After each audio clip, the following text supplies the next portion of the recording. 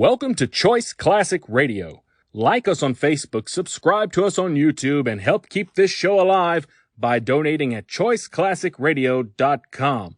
For more of your favorite old-time radio shows, join us on our companion podcast, Choice Classic Radio, Mystery, Suspense, Dramas, and Horrors, where we bring to you the most mysterious tales that the golden age of radio had to offer. And now, with 326 episodes made, broadcasting from 1939 to 1950, we bring to you The New Adventures of Sherlock Holmes.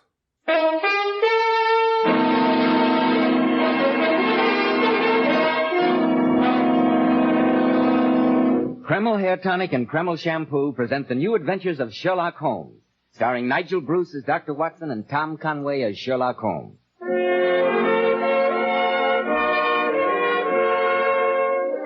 Now, once again, it's time to keep our weekly appointment with that incomparable host and storyteller, Dr. Watson. I'm sure he's expecting us. Of course I am, Mr. Bell. So come in, draw up your usual chair, and make yourself comfortable. That's it. Thank you, Dr. Watson. What story are you planning to tell us tonight? Quite an exciting one, I think. The only relic I have of it is this rather mildewed piece of paper. I came across it just before you arrived as I was going over my notes on the case. Look, this doesn't look very exciting. It's a hotel bill, and all it says is board and lodging for 1 week, 28 shillings and sixpence. Then there's an extra item, 1 pint of ale not paid for, 5 pence. And yet that extra pint of ale was ordered at the very moment when Sherlock Holmes and I entered into one of the weirdest experiences we ever had. I call it The Adventure of the Sally Market. Before you begin the story, Dr. Watson, do you mind if I, have a word with our listeners? Of course not, Mr. Bell. Men, if you want a successful, prosperous appearance, don't give your hair that cheap, greasy, plastered-down look. Many products advertise that they don't leave the hair looking or feeling greasy. But let's make this test. Run your hand over your hair. Does your hair feel greasy or sticky? Now look at your hand. Is there a greasy film on it? If there is, then you certainly are not using Kreml Hair Tonic. Because Kreml positively never leaves the hair looking or feeling greasy, sticky, or dirty. Kreml contains a very special hair-grooming ingredient found in no other hair tonic. It makes dry, unruly hair stay in place longer. Gives it such a nice, healthy-looking luster, too. When you use Kreml, you can run your hand over your hair and no grease comes off. Notice, too, how delightfully clean your hair feels. And just see if the ladies don't like that natural, well-groomed look which Kreml always gives. Try it, men. Kreml, Kreml Hair Tonic. Now, Dr. Watson, how about the adventure of the Sally Martin? Well, the story began many years ago in the tiny fishing village of Kingsgate on the Kentish coast. At my insistence, Sherlock Holmes had agreed to take a much-needed holiday, and we were staying for a few days at a small seaside inn known as the Silver Dolphin. The adventure began, I remember, on a foggy, bitterly cold evening. Holmes and I, after a hearty dinner, were seated in the public bar of the inn talking to a garrulous old sailor. Little did we think that even in that peaceful village, dark tragedy was stalking us. Tragedy that very soon was to be brought to our attention. Here you are, Albert. Another pint. Thank you kindly, sir. Yes, you're very good health, What gentlemen. an amazing capacity. That's the fifth. I can't think where he puts it. I see no mystery there, Watson. Go on with your story, Albert. You just reached the point where the shark had turned on you. Well, gentlemen, I ups on the rail and dives into that raging sea. Pulls out me knife. Oh, really? Where did you get the knife? I thought you said that you'd lost your clothes in the hurricane. Stepped to me middle, I was. But I always kept a Bowie knife stuck in me belt. Oh, really? How uncomfortable. Well, I see the white belly of the shark turning at me. I let him have it. A rip here, a slash there. Ooh, there was blood all over the place. Never saw such a mess. Storytelling's very dry work, gentlemen. I'll order you another pint, Albert. Thank you kindly, sir. Watson, look who's just come in. It's our old friend Sergeant Dobson, isn't it? Yes, and judging by his expression, the local representative of the law has serious business on his mind. Good evening, Sergeant. Good evening, Mr. Holmes. Evening, Dr. Watson. How are you, Dobson? Can I have a word with you, private-like? Of course you can. Oh, I beg pardon, sir, but you did say something about buying me another pint. Don't worry, Albert. We'll have it sent over for you. Please give Albert another pint, Annie. Put it on my bill. Right, Perhaps you are, Mr. Holmes. Perhaps you wouldn't mind stepping into the private bar, gentlemen. Very well. Now, Sergeant, sit down and tell us what's on your mind. Murder, Mr. Holmes. Great Scott. Who? Where? Well, have you gentlemen noticed the fancy sailing boat that's been moored out in the cove this past week? Yes. I was informed that it was owned by George Byron, the Lancashire cotton manufacturer. That's correct, sir. The boat's named the Sally Martin. And right at this moment, Mr. Byron's lying there in his cabin with a knife in his ribs, deader than a boiled mackerel. Good gracious me. I rowed ashore to send a telegram to the police at Canterbury, but I left a constable to guard the people aboard. Good. I'm going back now to conduct my investigation. But the Canterbury police can't be here afore morning, and I was hoping that we'd help you, Sergeant? Well, sir, a case like this is a little outside of my experience. Just a minute, Dobson. Mr. Holmes is still a sick man. It's cold out and foggy. As his doctor, I forbid... Rubbish. How can I stay here in the inn while a murder lies waiting to be solved less than a mile away? Come, Watson. The game's afoot.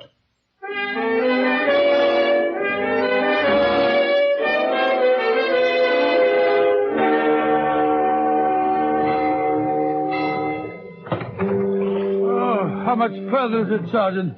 About a quarter of a mile, Well, sir. if we don't get there soon, I won't answer for the consequences. I'm a rotten sailor. Cheer up, Watson. In the meanwhile, Sergeant, suppose you give me as many facts as possible. How many people are aboard the Sally Martin? Well, there's 3 passengers, Mr. Holmes, and 2 in the crew. Well, let's have the passengers first. Well, there's Mrs. Byron, the dead man's wife. A lot younger than him, she is, and she looks a bit on the flighty side, if you ask me, even though she was having a proper fit of hysterics, like. And then there's Clarence Byron, the dead man's brother. And what opinion did you form as to his character? Well, sir, you understand I didn't talk to him much, but he acted cool as a cucumber, just as if murder didn't mean a thing to him. And the third passenger? Well, he's a young fella by the name of Hodgson, secretary to the dead man. Very nicely spoken gentleman he is, but it seemed to me as if Mrs. Byron had quite an eye for him, even through her tears. That's why I said she seemed flighty-like. You're very observant, Sergeant. Oh, it's just training, sir. How about the 2 crew members? Well, there's Captain Small. He seemed perfectly above board, and a man by the name of Coggins. Arthur Coggins. He's a deckhand, and a mighty surly one at that. He gave me quite a bit of back chat when I questioned him. Holmes, how much further is it? Barely 100 yards, old chap. Oh, I feel awful. Do hurry up. Move over, Sergeant. Let me take an oar.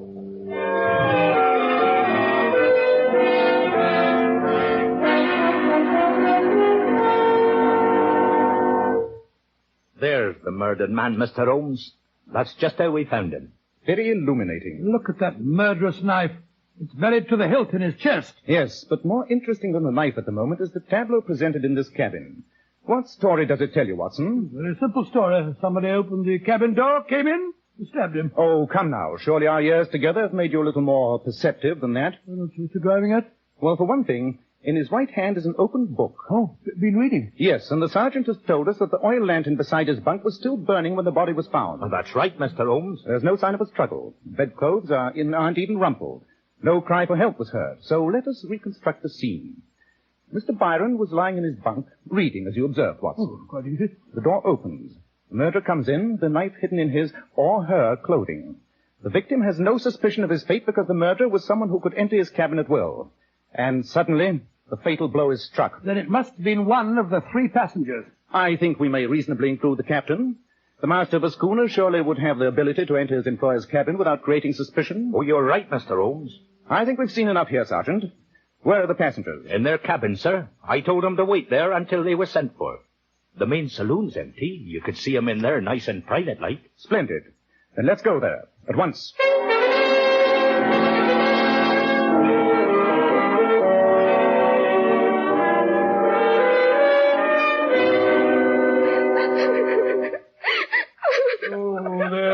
There, Mrs. Byron. My friend's only trying to help you. Oh, how can he help me? He can't bring poor George back to life again, can he? No, madam. But at least I can try to find his murderer for you. He's right, Mum. So take it easy, like, and answer his questions. Very well. What do you want to know, Mr. Holmes? Can you suggest anyone who might have had the motive for murdering your husband? Oh, half a dozen men. George made a lot of money. He was a hard businessman. He had many enemies. But none of his business enemies had an opportunity of killing him tonight. His biggest enemy, though I never could make him believe it, is on this very boat now. His brother Clarence. Biggest enemy, his own brother. Oh, come, madam. It's true. Clarence sponged on him, has done for years. And ever since I married George, he's tried to be more friendly to me than a brother-in-law should be. Mm-hmm. Just because I was once in the theatre, he seems to think I didn't know how that lady behaves. You were in the theatre? I wonder if you knew a girl who was Daly's pretty little thing. Watson, surely this is no time for your theatrical reminiscences. Mrs. Byron, are you familiar with the terms of your husband's will? Everything he has comes to me. Huh? Well, that's perfectly natural, isn't it? Perfectly. But in that case, your brother-in-law would hardly seem to profit from your husband's death. I don't know what you're suggesting, Mr. Sherlock Holmes. You think I stabbed him? I wouldn't have had the strength. Mrs. Byron, I suggested nothing. But I'm interested to notice that you answer your questions as well as ask them. Well, I'm not staying here to answer any more questions, Mr. Holmes. I'm going back to my cabin. If you want me, that's where you'll find me. No, wait a minute, ma'am. Let her go, Sergeant. And please ask Mr. Hodgson, the secretary, to come in here. Just as you say, sir. Upon the soul, she's a fine little thing, isn't she? That's attractive, too. What do you make of her, Holmes? It's hard to say. If one wished to deduce motive, it would be easy. Well, she must be 25 years younger than her husband, and a fortune coming to her. It is death, eh? Precisely. And despite her own statement, a woman would have the strength to stab an unsuspecting man to death. Here's Mr. Hodgson, sir. Thank you, Sergeant. Please sit down, Mr. Hodgson. Yes, Mr. Holmes. This is a shocking business. It is indeed, my boy. I'd like to ask you a few questions. Any questions you like. When did you last see your employer tonight? Shortly after dinner, Mr. Holmes. He was taking a turn round the deck. We chatted for a few minutes, and then I went to my cabin and retired. It was about 9:30 or 9:45. You heard no cry for help? No shout in the night? No, none. The first I knew of the tragedy was when the captain awakened me. Can you suggest who might have had a motive for his murder? Mr. Holmes, that's a little hard to answer. Come now, Mr. Hodgson. Don't hold anything back. You'll have to talk in a court of law, you know. Yes, I suppose so. Well, gentlemen, in my capacity as secretary, I did know that my employer's brother, Clarence, has been borrowing heavily. Only yesterday morning I was compelled to draw my employer's attention to an irregularity in the monthly bank statement. A £500 check had been drawn. The signature was a forgery. You think that Clarence Byron committed that forgery? Yes, I do, sir. And so did my employer. The two brothers had a terrible row about it. Sergeant, will you be good enough to ask Mr. Clarence Byron to come here, please? Right you are, Mr. O. One very personal question, Mr. Hodgson. Was the relationship between you and your employer's wife a purely social one? As a matter of fact, Mrs. Byron has been very kind to me. Oh, well? My family are dead, and she's taken an interest in me. But I give you my word that it's been purely platonic. Mr. Holmes? Yes, Sergeant Dobson? Mr. Clarence Byron's lying in his bunk, sir. He says he can't come here. He's got a heart attack. A heart attack? That's rather convenient, eh, Holmes? Yes, Watson. And it's also convenient that there's a doctor aboard. Let's go and see him, shall we?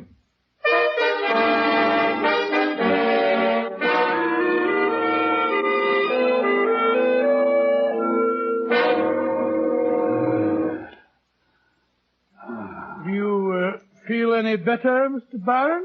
Yes. Yes, I do, Doctor. That injection you gave me helped.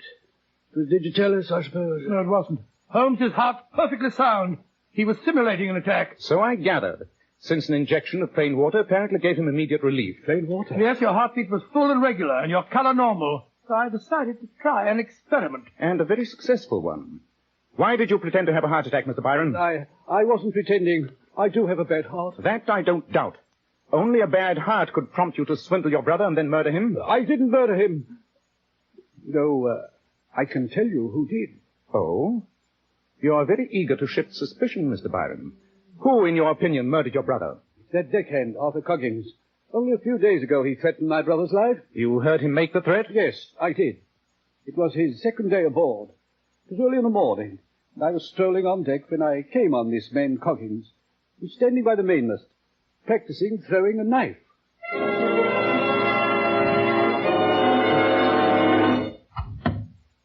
You're pretty handy with a knife, Coggins. What's that?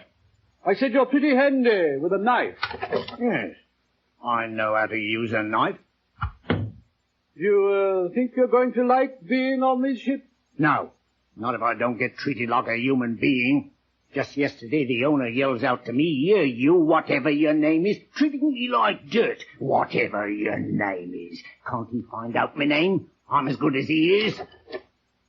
One of these dark nights, he'll get what's coming to him.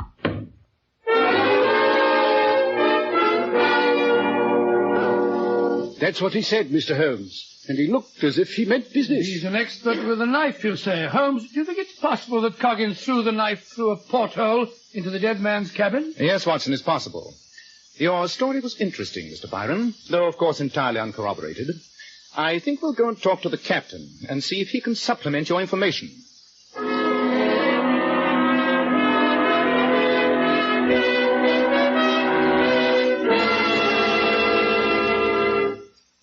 Well, Mr. Holmes, I can't answer for the passengers. That's no business of mine. I appreciate that, Captain Small, but you'll answer for your crew, no doubt. That I will, sir. And this man Coggins is a no good if ever I saw one. Insubordinate, surly, always talking about how he's as good and better than those who employ him. And why did you engage him, Captain? I didn't, sir. That was arranged by my employer, Mr. George Byron. If I had my way, Coggins would have gone back ashore the first day he stepped aboard. Where are his... Great Scott! Is that a revolver shot? Well, it sounded like it. And it came from the forecastle. Mr. Holmes! Mr. Holmes! This way, Sergeant. Good heavens! Why, it's Coggins. With a smoking revolver in his right hand. He's committed suicide. Yes. Very convincing, isn't it? His head is sprawled on a piece of foolscap. A confession note, no doubt. Yes, it is. Look at this. I killed him, and with my record I knew you'd catch me, so I took the quick way out. Case is solved, Holmes. On the contrary, Watson, it's becoming more involved. If you look closely, you will realize that we now have 2 murders to solve instead of 1. And somewhere on this boat, a murderer is still at large, and may strike a 3rd time.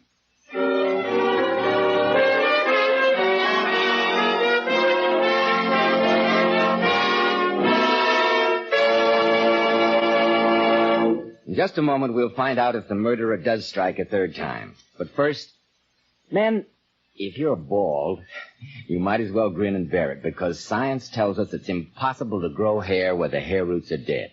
But you certainly can make the most of the hair you've got. And men, you can't beat Kreml hair tonic. To help you, Kreml contains very special hair grooming ingredients found in no other hair tonic. That's why Kreml keeps hair neatly in place longer and without that offensive, greasy look. But Kreml does lots more than keep hair looking handsome. Let me repeat. Kreml does lots more than keep hair looking handsome. A massage with Kreml helps stimulate circulation right in the surface of the scalp. Your scalp feels so alive, so invigorated. At the same time, it removes loose dandruff and has a fine lubricating effect on a dry scalp. And for hair that's so dry that it cracks and falls, remember Kreml actually helps condition the hair, in that it leaves it feeling so much softer and more pliable. Men, buy a bottle of Kreml at any drug counter. It's such a nice, clean product you can use it every day so that your hair always looks its best. Kreml. Kreml Hair Tonic.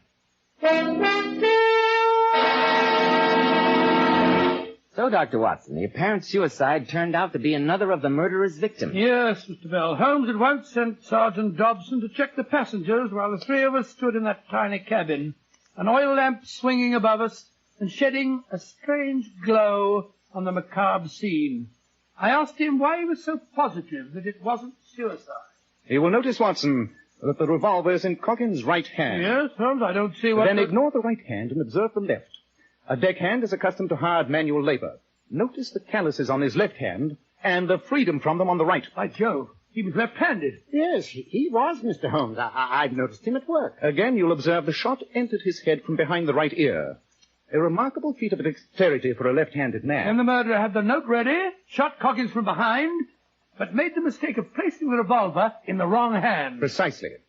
But this note, obviously in disguised writing, poses another problem. What does the phrase, "and with my record I knew you'd catch me," mean? He must have had a police record. But why volunteer the information? I wonder if the murderer had a reason... Captain, You said that Cockins was engaged by Mr. George Byron. Well, sir, he told me about the new man, but I don't know that he interviewed him personally. Where was he engaged? At the Seamen's Hostel, here in the village. What are you getting at, Holmes? Surely it's obvious, Watson. If this man Coggins had a police record, his murderer might have deliberately placed him on this boat knowing he would be suspected. Yes, it's possible. But the question is, who engaged him? Well, Sergeant? All three of them in their cabins, Mr. Holmes, and swore they hadn't left them. And yet we know that one of them must have slipped down here and shot Coggins. Lock them in their cabins, Sergeant. Keep good watch on them. Dr. Watson and I are going ashore. Sure? Why, Holmes, when the murderer's here on this boat? Because I'm convinced that the clue to his identity lies waiting for us at the Seamen's Hostel. Where is the place, Sergeant, and who runs it? Old Ma Jenkins. It's the house just next to the Red Lion on the quayside. Splendid. Watson, we're taking this note and rowing ashore. Another trip in that filthy rowing boat? Must we, Holmes?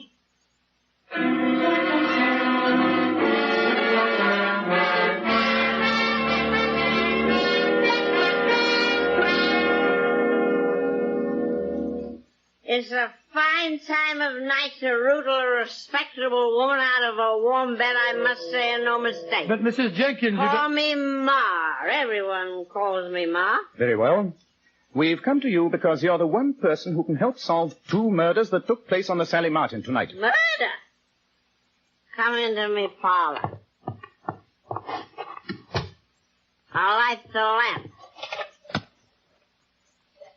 There. Now, what's this you say happened aboard the Sally Martin? The owner, Mr. Byron, was stabbed to death about 10 o'clock tonight. Later on, a seaman by the name of Arthur Coggins was killed, too. Arthur was killed? You knew this man, Arthur Coggins? Of course I did. Over a year he's been staying with me. He couldn't get a ship because of his record. What record was that? He brought his ship's papers to me. They all do when they're out of a berth.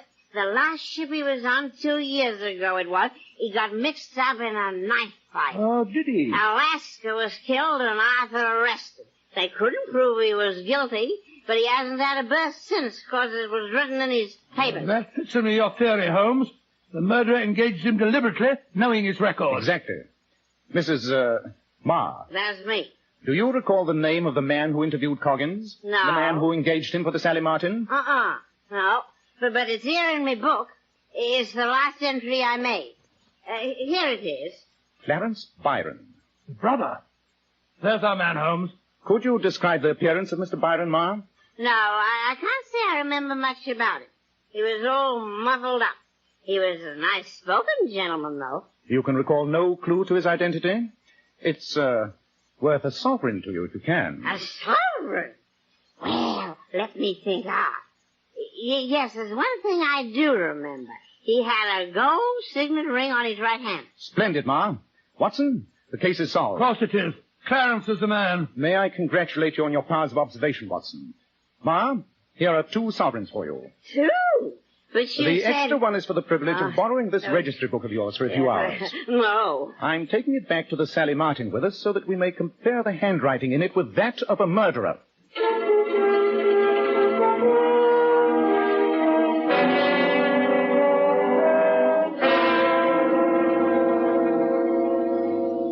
Oh, but this is ridiculous, Mr. Holmes. Why should you ask Clarence to sign his name? Bear with me a few moments longer, Mrs. Byron, and you'll see why. Blessed if I know what you're up to, Mr. Holmes, A either. little patience, Sergeant, and you'll see, too. Have you any objection to signing your name, Mr. Byron? I suppose not, though I'm just as confused as the rest of them. There. Thank you. And now, Mr. Hodgson, I wonder if you'd mind helping us. Of course not, Mr. Holmes. What can I do? You saw a forged check. I wonder if you'd try and imitate the signature that Mr. Clarence Byron has just written. Mr. Byron's signature? Yes, his writing is extremely individual, but I think you could help prove that under certain circumstances it can be elastic. See how nearly you can imitate it. I think it'll help us to prove that he murdered his brother. Clarence, you did murder George. I knew it. Mabel, you're out of your mind. Will you copy his signature, Mr. Hodgson? Of course, if you think it'll help you. Holmes, look. Hodgson. Sign, please, Mr. Hodgson. Clarence Byron. There. Thank you. That's a remarkably fine gold signet ring you're wearing, Mr. Hodgson. Thank you. Watson, give me Ma Jenkins' registry book. There you are, Holmes. Sergeant, I want you to compare the signature in this book with that which Mr. Hodgson has just given us. I think you'll agree that they're both written by the same man. They are. Well, blow me down. So he forged Clarence's signature. Exactly. He is quite a specialist in handwriting. Albert, you didn't kill him. You couldn't have done it. It's no good, Mabel, and you know it as well as I do. You knew what I was up to. You helped me. You suggested that I use Clarence's name. That's a lie. A lie or not, Sergeant, I suggest you take out your notebook. They're talking in front of witnesses, so make the most of the fact.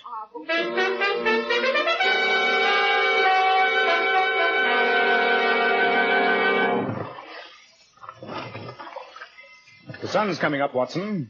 Yes, the sea's calmer, Holmes. A very satisfactory start to a new day. The confessed murderer and his accomplice, both of them safely in the care of the police. Yes, I was convinced, until we found him murdered, that Coggins, the deckhand, was the guilty party. Exactly what you were meant to think. I thought that, as he was an expert knife thrower, he could have thrown one through a porthole into the dead man's cabin. No, Watson. Both portholes were at the head of the bunk, but the knife wound was from the underside of the heart and upwards.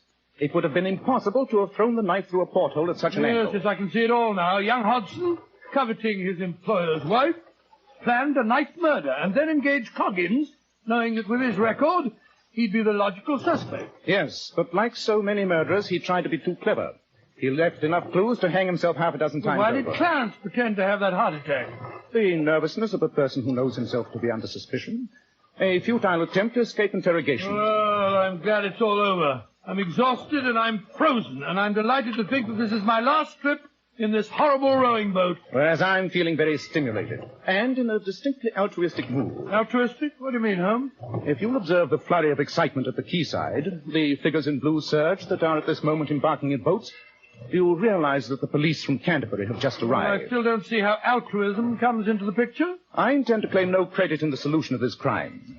And in consequence, I see little reason why our old friend Sergeant Dobson should not very soon be known as Inspector Dobson.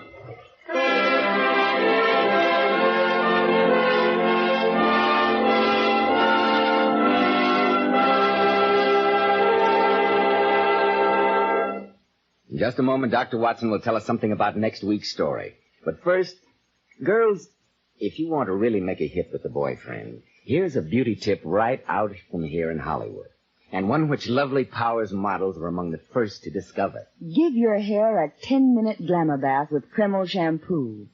This amazingly beautifying shampoo has been especially developed so that it actually brings out all the brilliant, natural luster of each tiny strand of hair.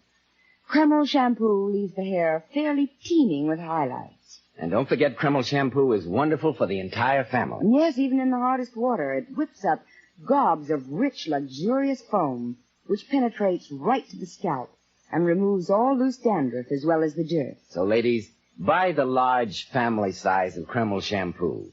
Kreml. Kreml shampoo, the largest selling shampoo with an oil base. Now, Dr. Watson, what about next week? Well, now let me see. Next week, I think I'll tell you how Holmes solved a murder with only one clue. The depth to which the parsley had sunk in the butter on a hot summer's day. I call this bizarre adventure The Strange Death of Mrs. Abernethy.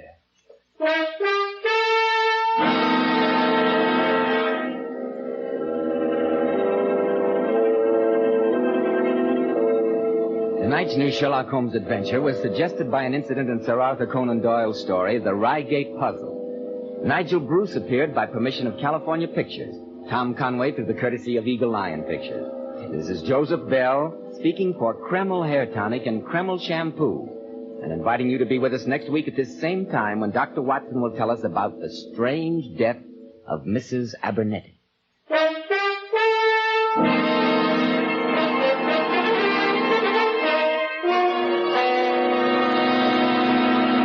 This is ABC, the American Broadcasting Company. That concludes today's episode.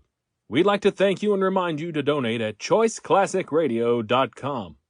Remember, your donations make episodes like this possible.